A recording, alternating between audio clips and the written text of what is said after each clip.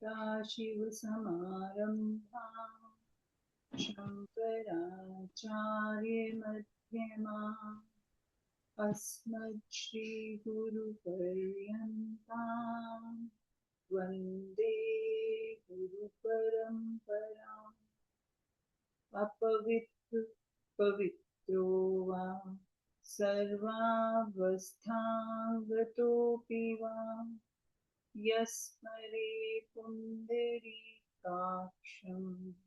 सबाह्यभ्यन्तरशुचिः आवाहनं नारायणं पद्मभवं वसिष्ठं शक्तिं च तत्पुत्रपराशरं च व्यासं शुकं गौडपदं महन्तं गोविन्दयोगेन्द्रमथास्य शिष्यं श्रीशङ्कराचार्यमथास्य पद्मपादं च हस्तामलकं च शिष्यम् तन्त्रोटिकं वातिककारमन्यान् अस्मत्पुंसनिपतमानतोऽस्मि श्रुतिस्मृतिपुराणानाम्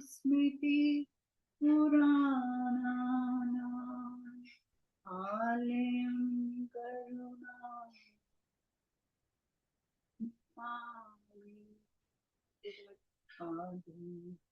शङ्करं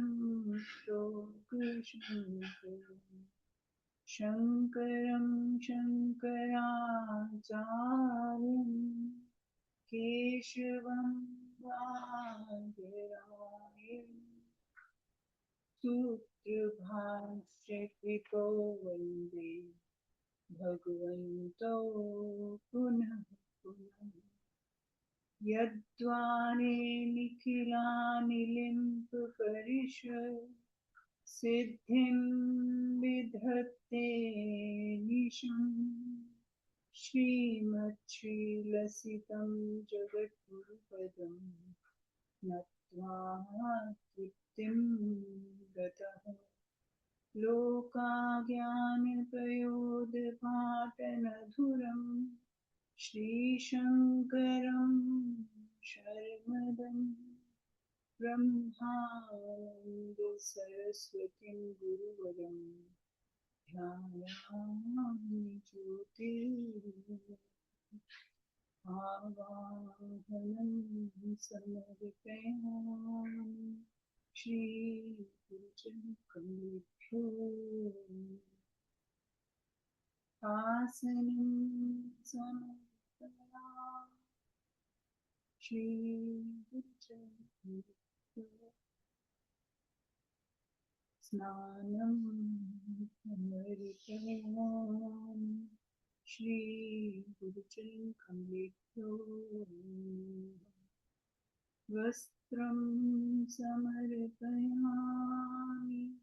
श्रीगुरुचरणकमलेभ्यो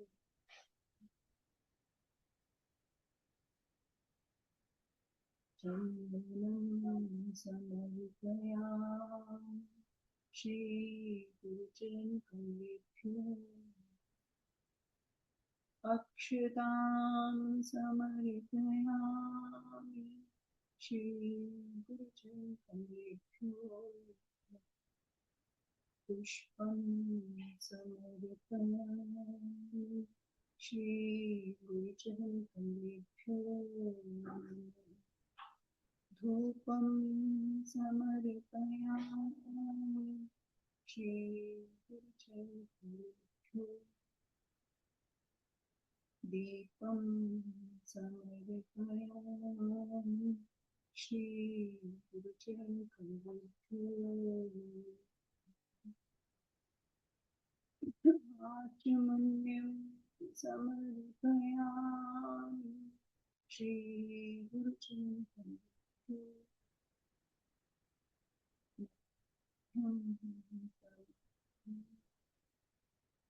श्री गुरुभ्यो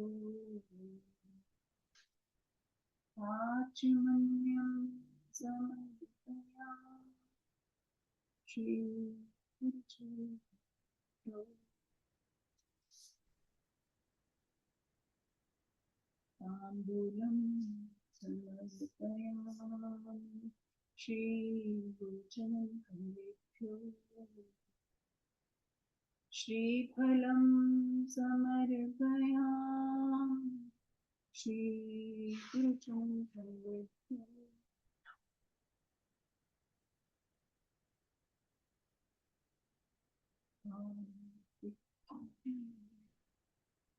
कर्पूरगौरं करुणावतारं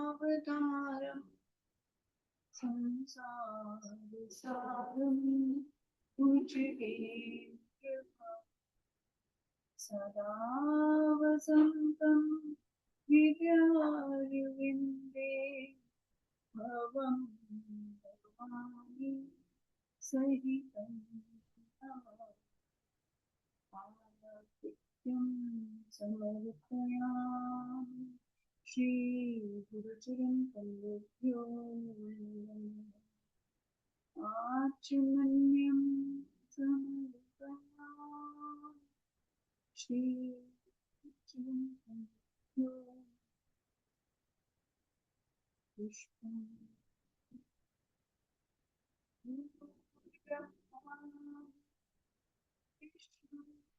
गुरुर्देवः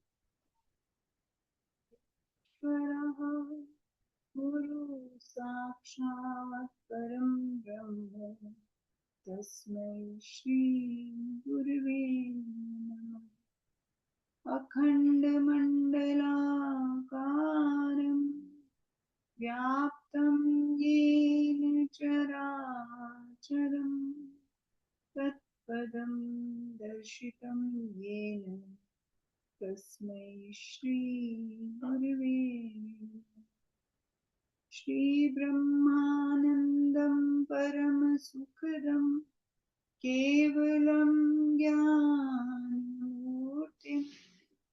विश्वातीतं गगनसदृशं तत्त्वमस्यादिलक्ष्यम् एकं नित्यं विमलमचलं सर्वधी साक्षिभूतं भावातीतं त्रिगुणसहितं सद्गुरुं तं नमामि अज्ञानतिमिरान्धस्य ज्ञानाञ्जनशलाकया चक्षुरुन्मिलितं येन तस्मै श्री गुरुवे नमः पुष्पाञ्जलिं समर्पयामि श्री गुरुचरण कमलेभ्यो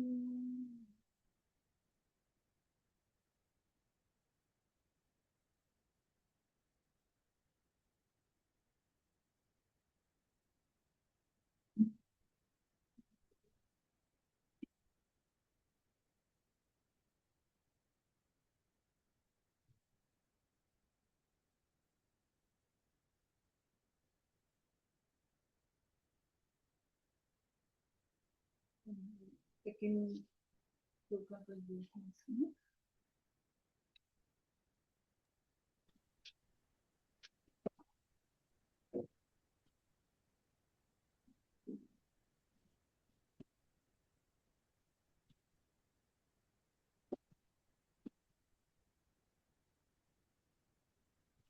आज हमने धर्म्यम पद से शुरू करना है। धर्म्यम की जो ये बताया गया था कि ये जो ज्ञान मैं तुम्हें बता रहा हूँ इसकी क्वालिटीज बताई गई थी। राज विद्या है, राजगुह्यम है, पवित्र है, उत्तम है ना, प्रत्यक्षागमन है। अब नेक्स्ट है इसका पद धर्म्यम। धर्म तो यह धर्म में है। परमात्मा का लक्ष्य होने पर निष्काम भाव पूर्वक जितने भी कर्तव्य कर्म किए जाएं वे सब के सब इस धर्म के अंतर्गत आ जाते हैं। अतः यह विज्ञान सहित ज्ञान सभी धर्मों से परिपूर्ण है। दूसरे अध्याय में भगवान ने अर्जुन को कहा कि इस धर्म में युद्ध के सिवाय क्षत्रिय के लिए दूसरा कोई श्रेयस्कर साधन नहीं है। धर्म्याधि युद्धे युद्धाच श्रेयो अन्यत् क्षत्रियस्य न विद्यते। इससे यही सिद्ध होता है कि अपने अपने वर्ण आश्रम आदि के अनुसार शास्त्र विहित जितने कर्तव्य कर्म हैं वे सभी धर्मीय हैं। इसके सिवाय भगवत प्राप्ति के जितने साधन हैं और भक्तों के जितने लक्षण हैं उन सब का नाम भगवान ने धर्मामृत रखा है। अर्थात वे सभी भगवान की प्राप्ति कराने वाले होने से धर्म में हैं, क्योंकि भगवान की प्राप्ति कराते हैं वो, तो उन सभी साधनों को धर्म में कहा गया हुआ है, उसके अंतर्गत रखा गया। फिर नेक्स्ट पद लिया है इन्होंने कर्तुम अव्ययम। तो अव्ययम का क्या मतलब है कि इसमें कभी किंचित मात्र भी कमी नहीं आती, इसलिए यह जो है अविनाशी है, क्योंकि इसमें कभी भी कोई कमी नहीं आती। भगवान ने अपने भक्त के लिए भी कहा है कि मेरे भक्त का विनाश नहीं होता, ना मैं भक्त प्रणश्यति, कि मेरे भक्त का कभी भी विनाश नहीं होता। कर्तुम सुसुखम, यह करने में बहुत सुगम है। पत्र पुष्प फल जल आदि चीजों को भगवान की मानकर भगवान को ही देना कितना सुगम है। चीजों को अपनी मानकर भगवान को देने से भगवान उनको अनंत गुना करके देते हैं, और उनको भगवान की ही मानकर भगवान को अर्पण कर देने से क्या करते हैं, भगवान अपने आप को ही उनको दे देते हैं। इसमें क्या ही परिश्रम करना पड़ा, इसमें तो केवल अपनी भूल ही मिटानी है कि हम अपनी समझकर अगर भगवान को कुछ देते हैं तो वो मल्टीप्लाई होके मिल जाती है। लेकिन अगर भगवान की ही समझकर भगवान को दे देते हैं तो भगवान खुद ही अपने आप को भक्त के अर्पण कर देते हैं। तो इसमें हमारा क्या है, कुछ भी नहीं गया, दोनों तरफ से ही फायदा है। चाहे अपनी करके मान के दो तो भी फायदा है, और भगवान की मान के दो फिर तो मोक्ष ही मिल जाएगा। फिर कहते हैं मेरी प्राप्ति सुगम है, सरल है, क्योंकि मैं सब देश में हूँ, तो यहाँ भी हूँ, सब काल में हूँ तो अभी भी हूँ, और जो कुछ भी देखने सुनने समझने में आता है उसमें मैं ही हूँ। जितने भी मनुष्य हैं उनका मैं हूँ और वे मेरे हैं, परंतु मेरी तरफ दृष्टि न रखकर प्रकृति की तरफ दृष्टि रखने से वे मुझे प्राप्त न होकर बार बार जन्मते मरते रहते हैं। अगर वे थोड़ा सा भी मेरी तरफ ध्यान दें तो उनको मेरी अलौकिकता विलक्षणता दिखने लग जाती है, तथा प्रकृति के साथ अपना संबंध नहीं है और भगवान के साथ अपना घनिष्ठ संबंध है, इसका अनुभव हो जाता है। परिशिष्ट भाव इसका क्या है, कर्म योग तथा ज्ञान योग राज विद्या है और भक्ति योग राजगुह्य है। इसी अध्याय के चौथे पांचवें श्लोकों में राज विद्या की और 34वें श्लोक में राजगुह्य की बात मुख्यता से कही गई।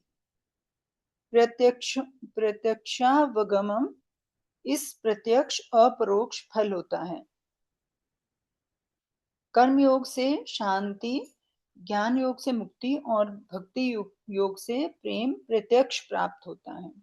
भगवान के शरणागत होने पर निर्भयता, निशोकता, निश्चिंतता और निशंकता प्रत्यक्ष में प्राप्त होती है। अपने स्वरूप की सत्ता स्फूर्ति सच्चित और होनेपन का ज्ञान अनुभव भी प्रत्यक्ष है। धर्म्यम, यह धर्म से रहित नहीं है परंतु धर्म में है, धर्म से ओतप्रोत है। इसको जानने से मनुष्य जीवन सफल हो जाता है, अर्थात मनुष्य कृत कृत्य, ज्ञात ज्ञातव्य और प्राप्त प्राप्तव्य हो जाता है। तो सुखम कर्तुम, यह करने में बहुत सुगम है, क्योंकि यह स्वतः प्राप्त है। सब कुछ परमात्मा ही है, इसमें कोई परिश्रम नहीं है, यह तो केवल स्वीकृति है। कर्मयोग की दृष्टि से जो वस्तु अपनी नहीं है प्रत्युत दूसरों की है, उसको दूसरों की सेवा में लगाने में क्या जोर आता है। ज्ञान योग की दृष्टि से अपने आप में स्थित होने में क्या जोर आता है। भक्ति योग की दृष्टि से जो अपना है उसकी तरफ जाने में क्या जोर आता है। ये सब काम सुख पूर्वक होते हैं। अव्ययम वास्तव में अविनाशी और अंतिम तत्व यही है, इसके आगे कुछ भी नहीं है। नेक्स्ट भी कर लेते हैं।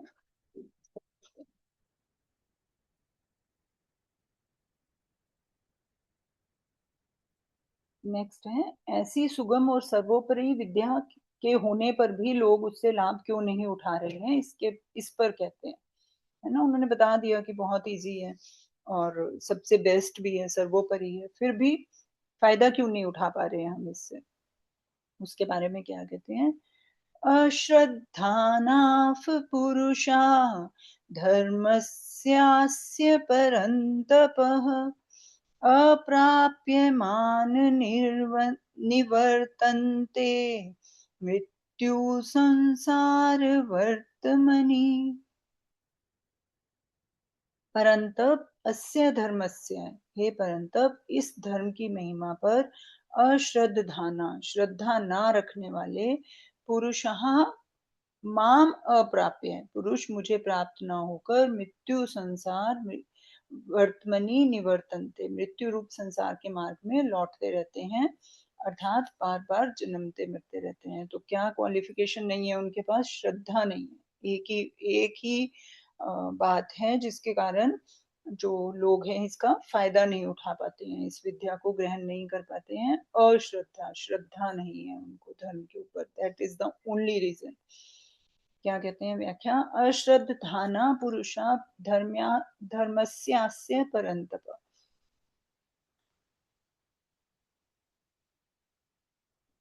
धर्म दो तरह का होता है, स्वधर्म और परधर्म। मनुष्य का जो अपना स्वतः सिद्ध स्वरूप है वह उसके लिए स्वधर्म है, और प्रकृति तथा प्रकृति का कार्य मात्र उसके लिए परधर्म है। संसार संसार धर्मैर विमुह्यमानः, पीछे के दो श्लोकों में भगवान ने जिस विज्ञान सहित ज्ञान को जानने की कहने की प्रतिज्ञा की और राज विद्या आदि 8 विशेषण देकर जिसका बड़ा महात्म्य बताया, उसी को यहाँ धर्म कहा गया है। इस धर्म के महात्म्य पर श्रद्धा न रखने वाले, अर्थात उत्पत्ति विनाशशील पदार्थों को ही सच्चा मानकर उन्हीं में रचे पचे रहने वाले मनुष्यों को अश्रद्धाना कहा गया है। अश्रद्धाना की क्या व्याख्या हुई, कौन किसको कहते हैं कि वो श्रद्धावान नहीं है, जिसको संसार में दिख रहा है सब कुछ खत्म हो रहा है, पैदा हो रहा है, जा रहा है, फिर भी इसी को सत्य मान रहा है। जो धर्म में कही गई बात है कि ये सत्य नहीं है, उसकी तरफ उसका कोई ध्यान ही नहीं है। तो ऐसे जो मनुष्य हैं वो बार बार जन्मते मरते रहते हैं। एक यह एक बड़े आश्चर्य की बात है कि मनुष्य अपने शरीर को, कुटुंब को, धन संपत्ति, वैभव को निसंदेह रूप से उत्पत्ति विनाशशील और प्रतिक्षण परिवर्तनशील जानते हुए भी उन पर विश्वास करते हैं, श्रद्धा करते हैं, उनका आश्रय लेते हैं। वे ऐसा विचार नहीं करते कि इन शरीर आदि के साथ हम कितने दिन रहेंगे और ये हमारे साथ कितने दिन रहेंगे। श्रद्धा तो स्वधर्म पर होनी चाहिए थी, पर हो गई वह पर धर्म पर। अप्राप्य माम निवर्तन्ते मृत्यु संसार वर्तमनि, पर धर्म पर श्रद्धा रखने वाले के लिए भगवान कहते हैं कि सब देश में, सब काल में, संपूर्ण वस्तुओं में, संपूर्ण व्यक्तियों में सदा सर्वदा विद्यमान, सबको नित्य प्राप्त, मुझे प्राप्त ना करके मनुष्य मृत्यु रूप संसार के रास्ते में लौटते रहते हैं। कहीं जन्म गए तो मरना बाकी रहता है और मर गए तो जन्मना बाकी रहता है। वे जिन योनियों में जाते हैं उन्हीं योनियों में अपनी स्थिति मान लेते हैं, अर्थात मैं शरीर ही हूँ ऐसी अहमता और शरीर मेरा है ऐसी ममता कर लेते हैं। परंतु वास्तव में उन योनियों से भी उनका निरंतर संबंध विच्छेद होता रहता है। कोई भी योनि के साथ इनका संबंध टिक नहीं सकता। देश काल वस्तु व्यक्ति घटना परिस्थिति आदि से भी इनका निरंतर संबंध विच्छेद हो रहा है, अर्थात वहां से भी ये हरदम निवृत्त होकर हो रहे हैं, लौट रहे हैं। ये किसी के साथ हरदम रह ही नहीं सकते। ऐसे ही ये ऊर्ध्व गति में, अर्थात ऊंची से ऊंची भोग भूमियों में भी चले जाएं तो वहां से भी इनको लौटना ही पड़ेगा। तात्पर्य यह हुआ कि मेरे को प्राप्त हुए बिना ये मनुष्य जहां कहीं भी जाएंगे वहां से इनको लौटना ही पड़ेगा। बार बार जन्मना और मरना ही पड़ेगा। मृत्यु संसार वर्तमनी कहने का तात्पर्य है कि इस संसार के रास्ते में मरना ही मरना है, विनाश ही विनाश है, अभाव ही अभाव है, अर्थात जहां जाएंगे वहां से लौटना ही पड़ेगा। इसी बात को भगवान ने 12वें अध्याय के 7वें श्लोक में मृत्यु संसार सागरात कहा है। अर्थात यह संसार मृत्यु मौत का ही समुंदर है, इसमें कहीं भी स्थिरता से टिक नहीं सकते। यह मनुष्य शरीर केवल परमात्मा की प्राप्ति के लिए ही मिला है। भगवान ने कृपा करके संपूर्ण कर्म फलों को जो कि सत असत योनियों के कारण है स्थगित करके मुक्ति का अवसर दिया।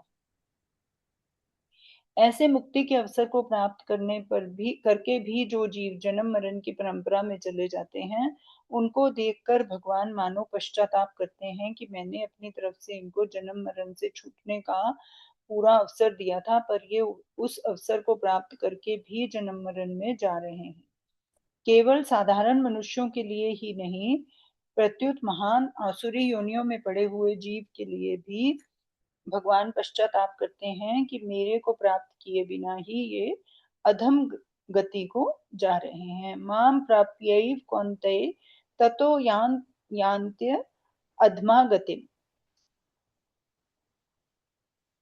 अप्राप्य माम, मेरे को प्राप्त ना होकर पदों से यह सिद्ध होता है कि मनुष्य मात्र को भगवत प्राप्ति का अधिकार मिला हुआ है, इसलिए मनुष्य मात्र भगवान की ओर चल सकता है, भगवान को प्राप्त कर सकता है।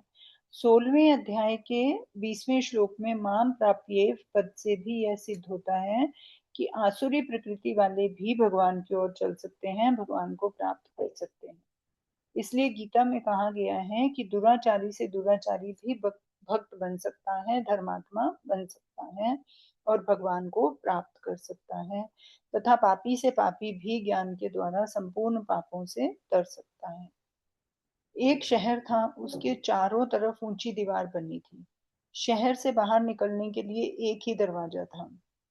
एक सूरदास शहर से बाहर निकलना चाहता था। वे एक हाथ से लाठी का सहारा और एक हाथ से दीवार का सहारा लेते हुए चल रहा था। चलते चलते जब बाहर जाने का दरवाजा आया, तब उसके माथे पर खुजली आई। वह एक हाथ से खुजलाते और एक हाथ से लाठी के सहारे चलता रहा तो दरवाजा निकल गया और उसका हाथ फिर दीवार पर लग गया। इस तरह चलते चलते जब दरवाजा आता तब खुजली आ जाती, खुजलाने के लिए वह हाथ माथे पर लगाता, तब तक दरवाजा निकल जाता। इस प्रकार वह चक्कर ही काटता रहा। ऐसे ही यह जीव स्वर्ग नरक 84 लाख योनियों में घूमता रहता है। उन भोगी योनियों से वह स्वयं छुटकारा नहीं पा सकता, तो भगवान कृपा करके जन्म मरण से के चक्कर से छूटने के लिए मनुष्य शरीर देते हैं।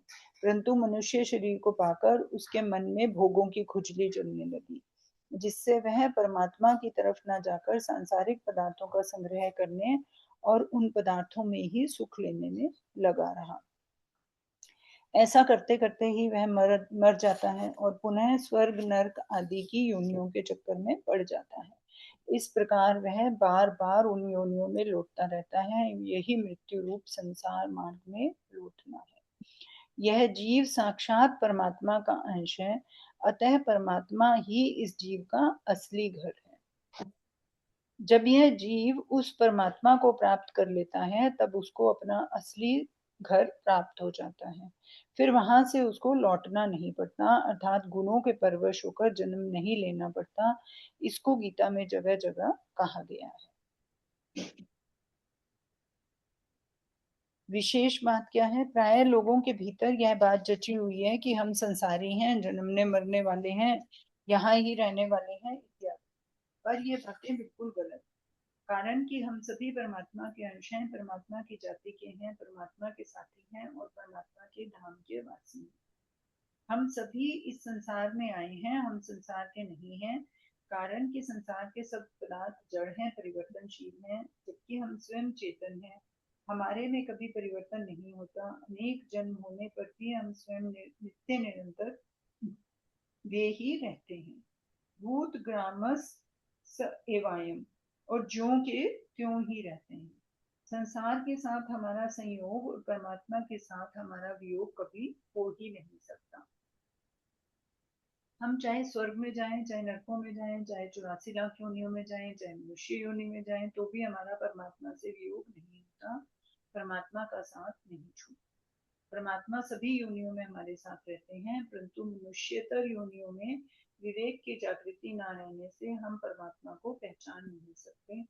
परमात्मा को पहचानने का मौका तो इस मनुष्य शरीर में ही, कारण कि भगवान ने कृपा करके इस मनुष्य को ऐसी शक्ति योग्यता दी है जिससे वह सत्संग, विचार, स्वाध्याय के द्वारा विवेक जागृत करके परमात्मा को जान सकता है, परमात्मा की प्राप्ति कर सकता है। इसलिए भगवान यहाँ कहते हैं कि इन प्राणियों को मनुष्य शरीर प्राप्त हुआ है तो मेरे को प्राप्त हो जाना चाहिए, और हम भगवान के हैं तथा भगवान ही हमारे हैं, यह बात उनकी समझ में आ जानी चाहिए। परंतु वे इस बात को ना समझकर मेरे पर श्रद्धा विश्वास न करके मेरे को प्राप्त न होकर संसार रूपी मौत के मार्ग में पड़ गए हैं। यह बड़े दुख की और आश्चर्य की बात। संसार में आना, 84 लाख योनियों में भटकना हमारा काम नहीं है। ये देश, गांव, कुटुंब, धन, पदार्थ, शरीर आदि हमारे नहीं है और हम इनके भी नहीं। ये देश आदि सभी अपरा प्रकृति है और हम परा प्रकृति। परंतु भूल से हम अपने को यहाँ का रहने वाला मान लिया। इस भूल को मिटाना चाहिए, क्योंकि हम भगवान के अंश हैं, भगवान के धाम के हैं, जहाँ से लौटकर नहीं आना पड़ता। वहां जाना हमारा खास काम है, जन्म मरण से रहित होना हमारा खास काम। परंतु अपने घर जाने को, खुद की चीज को कठिन मान लिया, उद्योग साध्य मान लिया कि इसमें तो बहुत परिश्रम करना पड़ेगा। वास्तव में यह कठिन नहीं है। कठिन तो संसार का रास्ता है, जो कि नया पकड़ना पड़ता है, नया शरीर धारण करना पड़ता है, नए कर्म करने पड़ते हैं, और कर्मों के फल भोगने के लिए नए नए लोकों में, नई नई योनियों में जाना पड़ता है। भगवान की प्राप्ति तो सुगम है, क्योंकि भगवान सब देश में है, सब काल में है, सब वस्तुओं में है, सब व्यक्तियों में है, सब घटनाओं में है, सब परिस्थितियों में, और सभी भगवान में। हम हरदम भगवान के साथ हैं और भगवान हरदम हमारे साथ हैं। हम भगवान से और भगवान हमारे से कभी अलग हो ही नहीं सकते। तात्पर्य यह हुआ कि हम यहाँ के जन्म मृत्यु के वाले संसार के नहीं हैं। यह हमारा देश नहीं है, हम इस देश के नहीं हैं। यहाँ की वस्तुएं हमारी नहीं, हम इन वस्तुओं के नहीं हैं। हमारे ये कुटुंबी नहीं है और हम इन कुटुंबियों के नहीं। हम तो केवल भगवान के हैं और भगवान ही हमारे। परिशिष्ट भाव है। पूर्व श्लोक में कही विज्ञान सहित ज्ञान की महिमा पर श्रद्धा न रखने वाले मनुष्य इससे लाभ नहीं उठाते, प्रत्युत नाशवान भोगों को महत्व देकर उसी में लगे, इसलिए वे भगवान को प्राप्त न होकर बार बार जन्मते मरते रहते हैं। स्वतः प्राप्त अमरता का रास्ता छोड़कर मृत्यु के संसार पर चलते रहते हैं। अप्राप्य माम कहने का तात्पर्य यह है कि मनुष्य शरीर में भगवान की प्राप्ति का मौका था। मनुष्य भगवत प्राप्ति के नजदीक आ गया था, पर श्रद्धा न होने के कारण वह भगवान की प्राप्ति न करके संसार में ही घूमता रहता है। जो नित्य विद्यमान है उसको ना मानकर वह जो एक क्षण भी नहीं टिकता उसको मानता रहता है। उसका अंतःकरण इतना अशुद्ध होता है कि भगवान का प्रत्यक्ष प्रभाव देखकर भी उस पर श्रद्धा नहीं करता। जैसे सत्संग, कीर्तन आदि में प्रत्यक्ष लाभ दिखने पर भी वह उसमें विशेषता से नहीं लगता है। हमें पता चल जाता है कि सत्संग से हमें बेनिफिट हो रहा है, कीर्तन से बेनिफिट हो रहा है, साधना से बेनिफिट हो रहा है, लेकिन उस फिर भी हम स्पेशल एफर्ट नहीं कर पाते उसमें लगने की। किसी प्रिय व्यक्ति की मृत्यु होने पर या अन्य कोई घटना घटने पर उसको संसार से वैराग्य होता है, लेकिन फिर भी उसमें स्थिर नहीं होता, थोड़े टाइम के लिए होता है, फिर वापस वहीं पे लग जाते हैं। अश्विन कृष्ण द्वादशी संवत 2052 को भूमंडल मात्र में भगवान गणेश जी की प्रतिमाओं के द्वारा दूध पीने की प्रत्यक्ष घटना लोगों के देखने में आई। 1995 में ऐसा कुछ हुआ है, 21 सितंबर को।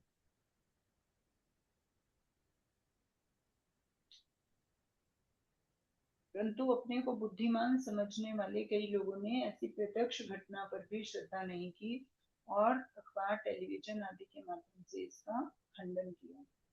कौरवों की सभा में भी जब द्रौपदी का चीर हरण करने की चेष्टा की गई तब साड़ियों का ढेर लग गया, पर दुशासन द्रौपदी को किंचित मात्र भी न कर सका। इतना बड़ा चमत्कार प्रत्यक्ष देखने पर भी कौरवों को चेत नहीं। अतः जिनकी बुद्धि तामसी है, अशुद्ध है, उन पर ऐसी विलक्षण घटनाओं का असर नहीं पड़ता, उनकी श्रद्धा नहीं होती, उनको सब कुछ उल्टा ही उल्टा दिखता है। ऐसे अश्रद्धालु मनुष्य अमरता के मार्ग को छोड़कर मृत्यु के मार्ग में चलते रहते हैं, जिससे केवल मृत्यु ही मृत्यु है। वे उस मार्ग को पकड़ लेते हैं जिस मार्ग से कभी भगवान की प्राप्ति ना हो सके।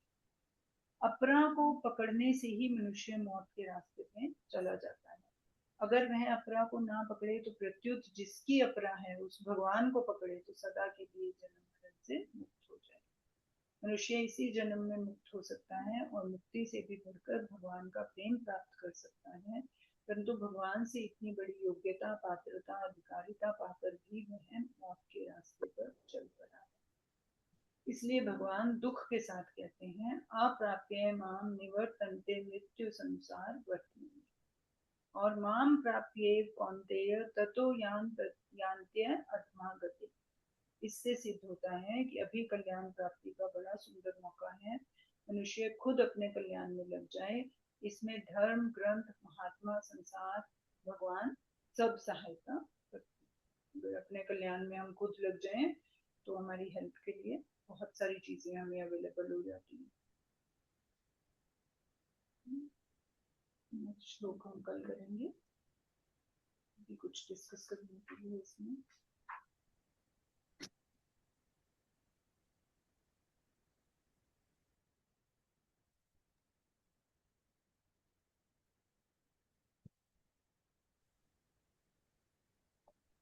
I am trying to embed this fact in me that nothing belongs to me. सब कुछ भगवान का है, भगवान ही करवा रहा है। हम तो सिर्फ यहाँ ट्रैवलर हैं, अपनी यात्रा करने आए हैं और वापस चले जाएंगे। बिल्कुल बिल्कुल। इसमें देखो आज बहुत अच्छा एक पॉइंट आया है कि हम नॉर्मली ये मानते हैं ना कि जो मनुष्य शरीर होता है ये अपने कर्मों को एग्जॉस्ट करने के लिए होता है ना। कर्म हैं हमारे, इसलिए हमारा ऐसा जन्म हुआ, ये हुआ, वो हुआ, ऐसे हम हजार थ्योरीज देते हैं। लेकिन ये कर्म योनि है, ये भोग योनि है ही नहीं, है ना। तो हमने चाहे पाप कर्म किए हों चाहे पुण्य कर्म किए हों, हम उनको भोगने के लिए यहाँ पर नहीं आए हैं। ये कर्म योनि है। ये योनि जो है भगवान देते हैं उस जीवात्मा को जिसके ऊपर वो विशेष कृपा करते हैं कि वो मुक्त हो सके। नहीं तो जो योनि मिलेगी यहाँ हमें मनुष्य से, अगर सिर्फ कर्मों के आधार पर चला जाए तो या तो मनुष्य से नीचे वाली मिलेगी या ऊपर वाली मिलेगी। मनुष्य योनि हम अपने आप से नहीं ले सकता, कोई भी जीवात्मा मनुष्य योनि अपने आप से प्राप्त नहीं कर सकता, है ना। दिस इज एम्फेसाइज्ड टुडे बहुत सटल वे में, लेकिन ये एम्फेसाइज किया गया है, एक ही लाइन में किया गया है, लेकिन ये उसको पकड़ना है हमें कि मनुष्य योनि का ये जो कंसेप्ट है कि मनुष्य चूज करता है, जीव चूज करता है, दैट इज रॉन्ग, है ना। वो योनि भगवान की कृपा से मनुष्य योनि मिलती है और सरकमस्टांसेस ऐसे मिलते हैं आपको। हाँ ये बात है कि परिस्थितियां ऐसी मिलती हैं कि आपके पुरानी जो वासनाएं हैं वो एग्जॉस्ट हो जाए और आप नई वासनाएं जो हैं ऐसे कर्म करो कि आप भगवान को प्राप्त करो। कर्म योनि है ना, भोग योनि तो है ही नहीं है। बाकी सारी भोग योनि है, उसमें जाओगे तो सिर्फ भोग भोगोगे और खत्म हो जाएगा आपका काम। जो भी जिसमें पुण्य के लिए गए उसमें पुण्य भोगोगे और दूसरी में शिफ्ट हो जाओगे जिसमें पाप के लिए गए उसमें पाप भोगोगे और खत्म हो जाएगा।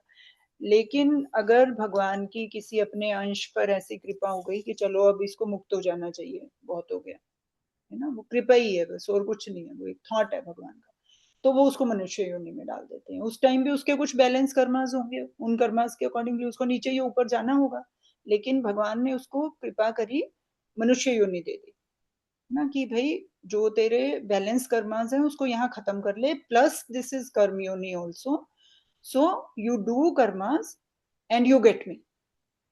बट हम क्या करते हैं, वो जो पुराने वाले हैं उनको एग्जॉस्ट तो जो भी होते हैं सर्कमस्टेंसेस के हिसाब से, क्योंकि सर्कमस्टेंसेस हमारे पास आते हैं तो कुछ एग्जॉस्ट होते हैं, लेकिन हम उससे कई गुना जो है बंडल इकट्ठा कर लेते हैं, बोरियां भर भर के और कर्मास। सो फिर अकॉर्डिंगली वो साइकिल जो है हमारा चलता रहता है। बाकी किसी में तो साइकिल चलने की संभावना ही नहीं है, क्योंकि वो तो सिर्फ भोग योनि से है, उसमें तो हो ही नहीं पाएगा। तो this is very good point आज के जो ये श्लोका में आया है ना।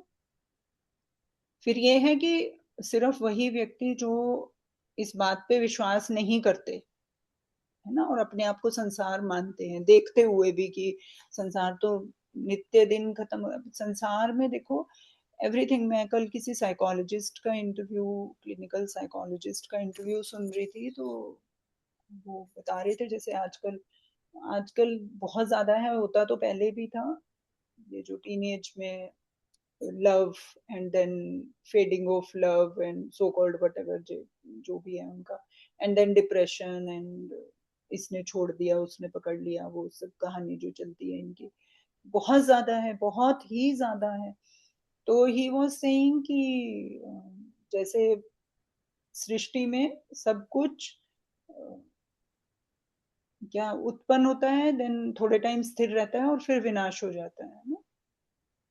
क्या इंग्लिश में क्या इसको बोलेंगे, it grows and then destroys it, manifests its birth and then existence for some time and then death, है ना। ये जैसे मनुष्य का शरीर है, उसी तरह से ये लव का फेज है, ये लव की फीलिंग है। और आप प्रैक्टिकली इसको लगा के देखो किसी भी रिलेशन में, वो तो खैर बहुत टेम्परेरी फेज होता है, that is more of infatuation rather than love, लेकिन अदरवाइज जिसको लव भी बोल देते हैं उसमें भी ये तीनों फेजेस आते हैं। इट स्टार्ट समवेयर, बर्थ होता है, it exists in the same intensity for some time, it grows, it stays for some intensity and then it decays, gets over। decay का मतलब it gets over, that feeling gets over। so सृष्टि में कोई भी चीज है, सिर्फ स्थूल चीजों की बात नहीं है, कुछ भी भाव है, कुछ भी है, एनी डैम थिंग, उसके तीन फेज हैं। वो एक टाइम पे प्रकट होगी, फिर एग्जिस्ट करेगी कुछ टाइम के लिए and then it vanishes. Same with body, same with feeling, same with situation, same with everything. So हम इस बात को भी याद रखें, अगर इसमें तो बहुत ज्यादा एफर्ट करने की जरूरत ही नहीं है, सब कुछ दिख रहा है हमें, कि याद ही नहीं करना इसके अंदर, तो सिर्फ ये है कि अवेयरनेस चाहिए हमें बस, है ना। Yes it is acknowledge, awareness से भी ज्यादा एक्नॉलेज नहीं करते हैं हम इस चीज को, हमें दिख रहा है, हम एक्नॉलेज ही नहीं करते हैं, हम उसको ऐसे ब्रश ऑफ कर देते हैं कि छोड़ो आगे बढ़ो, ऐसे ये तो नेगेटिव थॉट है ऐसे करके। ये नेगेटिव थॉट नहीं है, दिस इज फैक्ट। अगर हम इसको फैक्ट को भी पकड़ के रखें without a depression, fact as a fact कि yes it is, this is reality, तो something is there beyond this appearance, existence and getting faded away, something beyond is there which is sakshi to all these things. तो हो गया हमारा काम, तो ये तो मतलब साइंटिफिक बात हो गई है। भगवान है, भगवान सब कर रहे हैं, तो फिर श्रद्धा वाली बात हो गई कि हमें श्रद्धा है इसलिए कर रहे हैं, but this is so obvious, this is so scientific, this is so, मतलब कुछ नहीं करना इसके अंदर, किसी को भी, कोई भगवान को भी बेचारे को आने की जरूरत नहीं। सो इतना भी हम अगर अवेयर रह पाए तो that is more than sufficient for us to grow in spiritual path. But वही तो अवेयरनेस तो नहीं